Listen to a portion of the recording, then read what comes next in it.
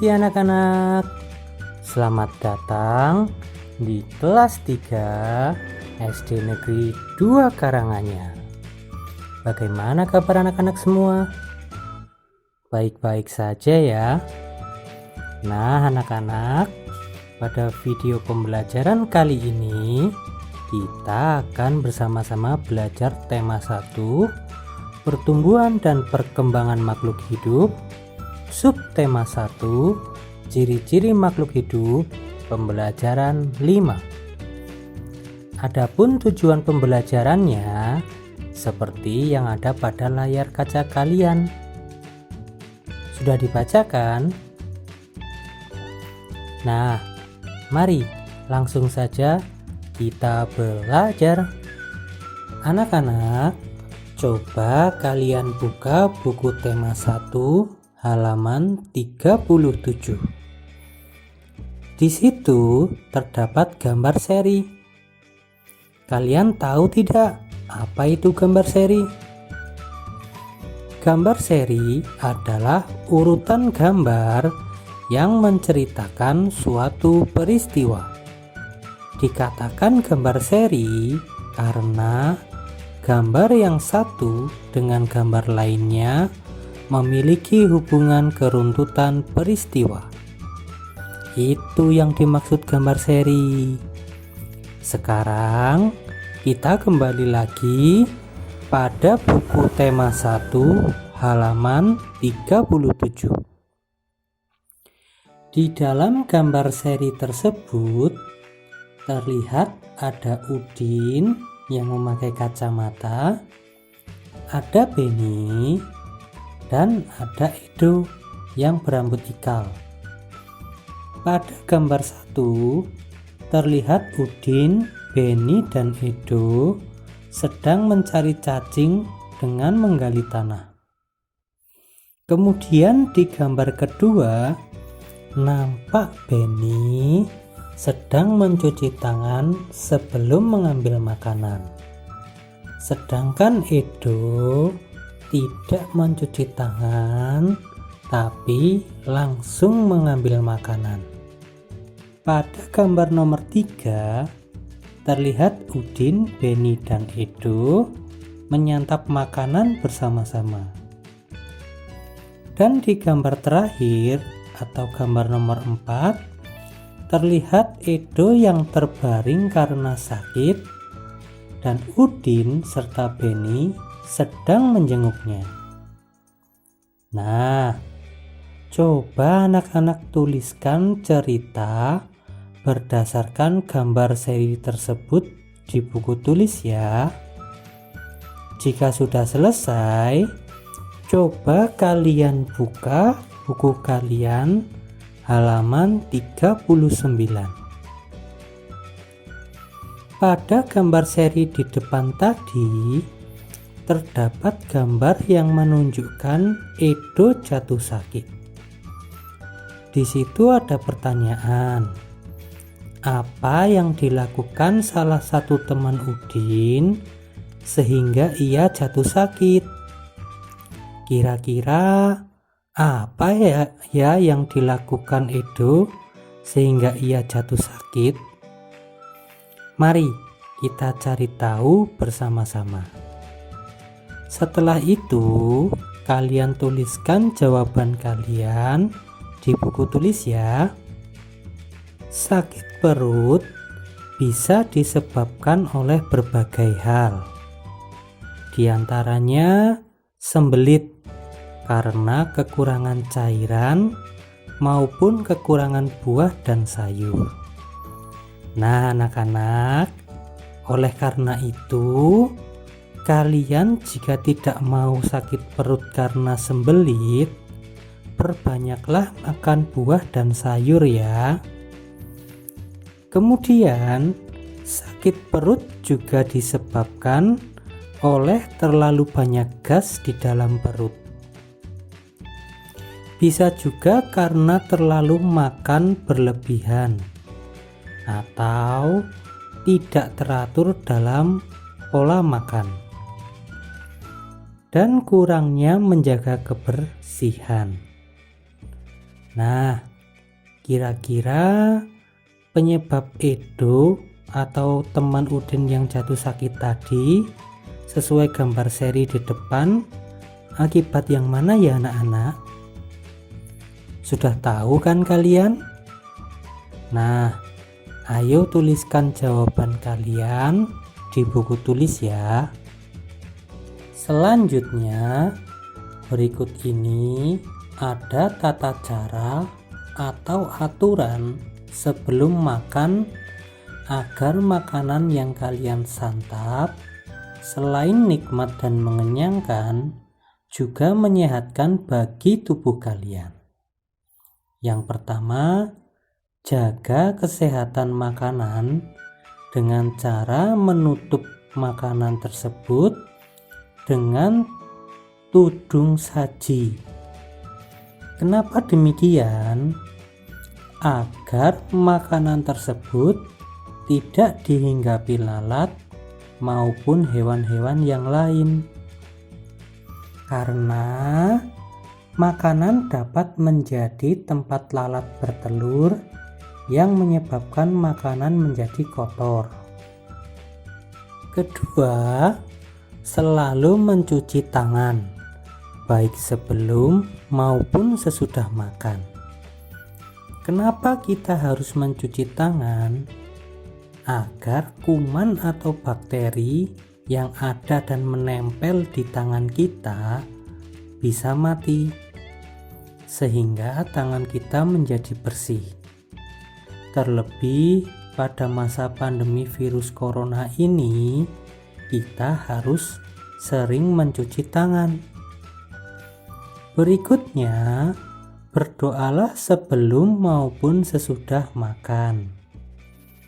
Hal ini juga harus kita lakukan anak-anak, supaya makanan yang kita makan selain enak dan mengenyangkan, juga bersih dari segala penyakit, menyehatkan, dan membawa keberkahan. Selain itu, dengan berdoa, kita juga mensyukuri nikmat Tuhan yang selalu mengalir dalam hidup kita. Sikap bersyukur merupakan salah satu pengamalan Pancasila, yaitu sila pertama, yang berbunyi ketuhanan yang Maha Esa. Berdoa juga menunjukkan sikap berterima kasih kepada Tuhan. Selalu berdoa sebelum dan sesudah melakukan kegiatan juga merupakan salah satu wujud pengamalan sila pertama Pancasila. Nah anak-anak, selanjutnya coba kalian tuliskan kebiasaan yang kalian lakukan sebelum makan. Tuliskan di buku tulis ya, seperti yang ada di buku tema 1 halaman 41. Setelah itu, di bawahnya juga ada pertanyaan. Adakah kebiasaan makan yang baik tapi belum kamu lakukan? Bagaimana kamu melakukannya? Coba tuliskan jawabanmu di buku tulis ya. Salah satu contoh minuman yang sehat untuk dikonsumsi adalah susu. Beberapa perusahaan susu sapi memproduksi susu sapi dalam kemasan kotak siap saji agar mudah dikonsumsi. Berikut ini adalah contoh banyaknya susu kemasan kotak yang dapat dihasilkan beberapa perusahaan setiap bulan. Berdasarkan daftar tersebut, mari kita selesaikan beberapa persoalan yang ada di halaman 43. Pertama, Perusahaan manakah yang menghasilkan susu kemasan kotak paling banyak tiap bulan? Yang kedua, perusahaan manakah yang menghasilkan susu kemasan kotak paling sedikit setiap bulan? Anak-anak, kalian bisa menjawabnya dengan memperhatikan tabel daftar perusahaan yang menghasilkan susu kemasan per bulan yang ada di halaman 42. Semuanya menghasilkan dalam jumlah ribuan. Kita lihat angka yang berada pada tempat ribuan. Di situ terlihat bahwa yang paling besar adalah angka 4, yaitu 4.800. Di situ juga terlihat bahwa yang paling kecil adalah angka 1, yaitu 1.200. Jadi, jumlah susu kemasan yang dihasilkan paling banyak adalah 4.800 oleh perusahaan C. Sedangkan jumlah susu kemasan yang dihasilkan paling sedikit adalah 1.200 oleh perusahaan A. Berapa jumlah susu kemasan kotak yang dihasilkan oleh perusahaan A dan D? Karena yang ditanyakan adalah jumlah, maka kita akan menjumlahkan. Di sini kita akan menjumlahkan banyaknya susu kemasan kotak yang dihasilkan perusahaan A dan perusahaan D. Perusahaan A menghasilkan 1.200. Dan perusahaan B menghasilkan 3.250. Untuk memudahkan dalam menghitungnya, kita bisa gunakan dengan cara bersusun ke bawah. Langkah-langkahnya, letakkan bilangan sejajar sesuai dengan nilai tempatnya. Lalu jumlahkan sesuai kelompok nilai tempatnya. Satuan jumlahkan dengan satuan. Puluhan jumlahkan dengan puluhan. Ratusan jumlahkan dengan ratusan. Dan ribuan jumlahkan juga dengan ribuan. Mari kita menjumlahkan. Mulai dari satuan ya anak-anak. 0 ditambah 0 hasilnya 0. Kemudian 0 ditambah 5 hasilnya 5. 2 ditambah 2 hasilnya 4. Dan 1 ditambah 3 hasilnya 4. Jadi jumlah susu kemasan kotak yang dihasilkan oleh perusahaan A dan perusahaan D adalah 4.450. Mudah sekali kan anak-anak? Nah anak-anak, sekarang silakan kalian berlatih menyelesaikan soal-soal yang ada di halaman 44.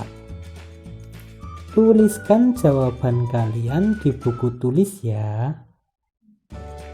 Nah anak-anak, demikianlah video pembelajaran pada hari ini. Jadi hari ini kita sudah belajar yang pertama, membuat cerita berdasarkan gambar seri.